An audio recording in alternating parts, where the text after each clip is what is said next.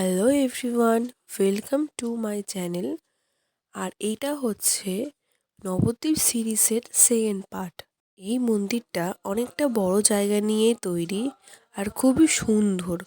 আর প্রথমেই আমরা এখানে একটা টানেলের ভেতর থেকে ঢুকে যাচ্ছি মন্দিরের ভেতরে, তোমরা দেখতেই পাচ্ছ।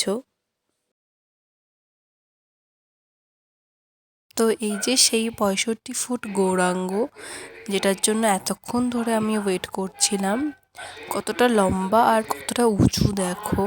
আর তারপরেই ছিল রাধাকৃষ্ণের একটা রাসলীলার ছবি, মানে মূর্তি।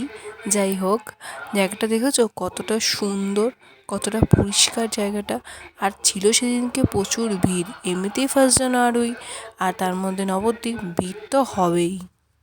তো এখানে আরও অনেক কিছুর ছিল, অনেক ধরনের মূর্তি ছিল, অনেক ঠাকুরের মূর্তিও ছিল। আর কৃষ্ণের নানা রকম লীলার অনেক রকম মূর্তি ছিল, যেই মূর্তিগুলো দিয়ে কৃষ্ণের নানা রকম লীলাগুলো আমাদের দেখানো হয়েছে, বোঝানো হয়েছে। তো সব থেকে বড় কথা হচ্ছে জায়গাটি খুবই সুন্দর, খুবই ভালো। তোমরাও এসো, ঘুরে যেও। আর তারপরেই এই ভেতরে একটা মন্দির ছিল, যেখানে ছিল জগন্নাথের মন্দির, আর অনেক কিছু ছিল মূর্তি, যেগুলো খুবই সুন্দর ছিল।